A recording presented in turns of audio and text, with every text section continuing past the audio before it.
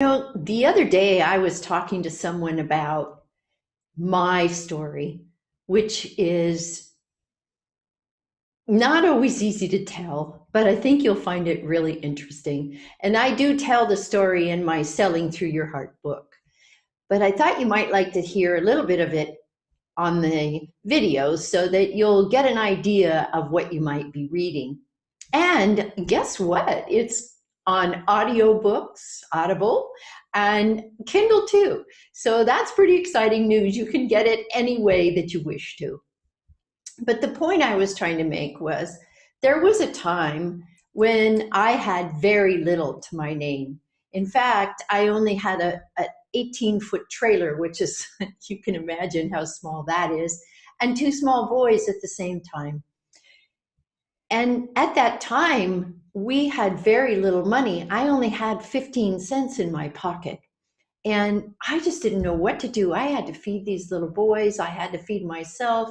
And I'd run out of money for gas. So here I was, parked on the beach in Texas, of all places, with absolutely nothing.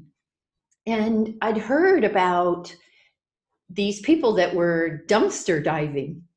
And they were going in to get watermelon, and they heard that there was going to be a lot of watermelons dumped into the dumpster the following morning at 7 a.m.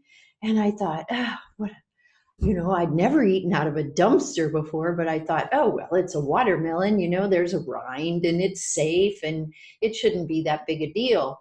So I took the little guys, and at the time they were only 3 and 5. And we walked together holding hands. We had a beautiful morning walk.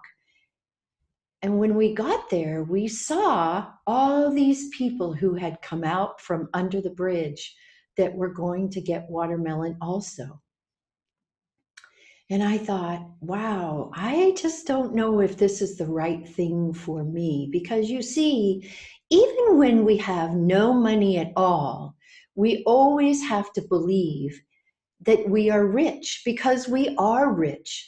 We are rich in knowledge or in our health or in our situation. If it's a good one, we're very rich no matter what, even if it's the poorest situation you could possibly be in. And that's the way I always think and always have. So I didn't know if associating with these people and doing what they were doing was the right idea. And I noticed that one would go in the dumpster and hand their watermelon to somebody, and then they'd get out. And then the next person would go in, hand their watermelon to somebody, and then they would get out. And I stood there thinking, why doesn't just one person go in and hand watermelons out to everybody? Why does one person have to go in at a time? And you see, that is the way a leader thinks. A leader thinks for the good of all.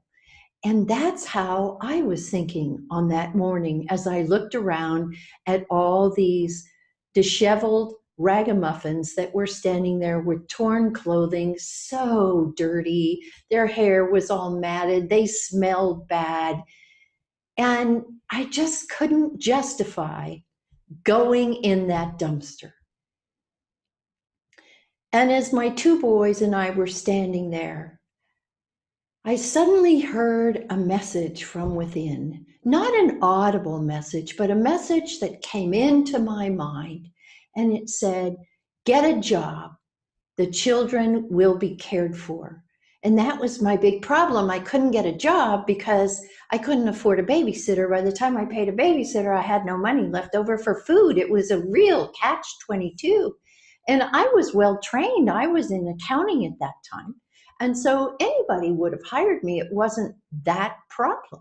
The problem is, who would take care of my children? And were they good enough to take care of my children? We all feel that way who have children, right? Is really thinking about the quality of the care that they're going to receive. But when I got that message, my 5-year-old looked up at me and said, Mommy, I'm okay with rice and beans. Let's not do this. It was just as spontaneous as the message I received. And I said, okay, we'll go back to the beach. And so we did.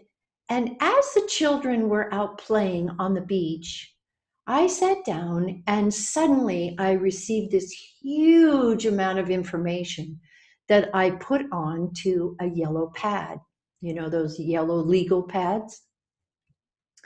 And it was the three C's. And I talk about these in my book.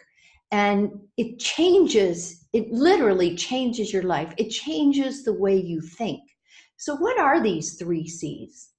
Well, they're clearing, clarity, and confidence. And what do I mean by clearing? Clearing is all about getting that old stuff that you don't feel good about inside your soul out, getting rid of it. And so I sat and wrote all about how to get that out of your soul. And then the next thing was clarity. What was I to do next?